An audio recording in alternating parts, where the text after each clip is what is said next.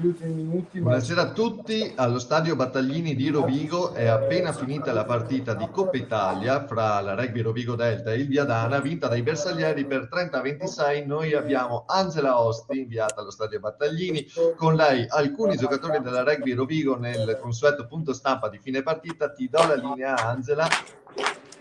Ciao Marco, sì, siamo qui allo stadio Battaglini. Chi hai con te? Chi ci proponi? Chi intervisti questa sera?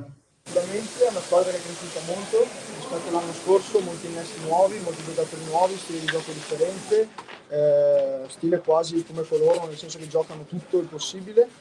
E ovviamente per portare a casa una partita come quella di settimana prossima ci vuole rigore come i primi 40 minuti. Grazie Pippo. Vecchia Volpe, vieni Grazie qua. a voi. Ciao Pippo. Ora Edoardo Lubiano. Il vecchio, cosa dici? È una partita dura, però impariamo molto da queste partite perché erano molto aggressivi, ci hanno messo in difficoltà, credevamo di aver incontrato la partita al secondo tempo, però non era così, bravi loro che veramente hanno dimostrato anche qualcosa in più di noi alla fine della partita. Molto fallosi, però quando una squadra è fallosa così devi approfittarne, perché se continui a stare nel loro gioco dopo diventa veramente un casino, e abbiamo visto che se li tieni in partita questi qua ti possono mettere in difficoltà e se vincevano non c'era niente da dire. Primo tempo l'ordine era di piazzare tutto o di ultima volta? Volevamo fare un gap tra loro, però non è andata così perché sul 9-0 hanno fatto un intercetto un po' sfortunoso e sì, dai, un po' di morale, hanno della qualità veramente alta, soprattutto nei tre quarti loro.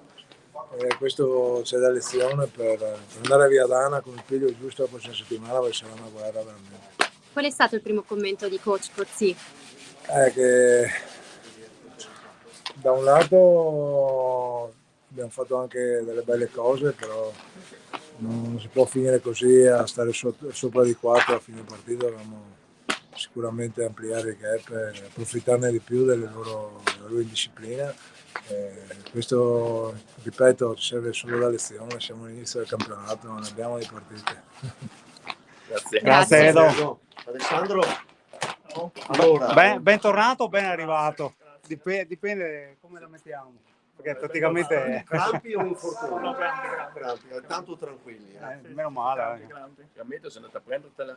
Sì, io sono a destra di solito, lì abbiamo nel gioco, ci siamo spostati di là con Bach, e poi dopo abbiamo giocato bene le mani, abbiamo sfruttato l'occasione e siamo stati bravi. Bella emozione. Sì, soprattutto tornare in casa è stato bellissimo, è stato. Adesso settimana prossima ci aspetta una partita ancora più dura di qui in casa loro, vediamo come andrà. Che partita hai visto? Siete stati più bravi nel primo, nel secondo siete un po' spariti?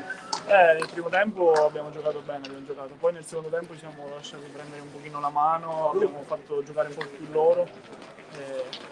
Loro quest'anno hanno una bella squadra, soprattutto dal punto di vista fisico. La prossima volta adesso sappiamo come difenderli. Una squadra nuova, quindi ci sta. Ok. Bene. Cosa ti aspetti dal campionato? Ma vediamo, non lo so, adesso questa è la Coppa, quindi adesso ci fermiamo con la Coppa e iniziamo col campionato finalmente per me, quindi vediamo sabato prossimo, domenica anzi, scusate. Bene, Grazie. buona ciao, grazie. Ciao.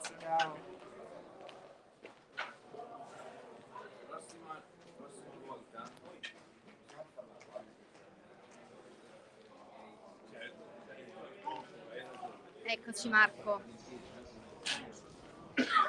Eccoci di nuovo, Marco, mi Angela. senti? Allora, Esatto. sì, io ti sento, grazie per le tue interviste e a presto, arrivederci a tutti quanti. La linea alla redazione.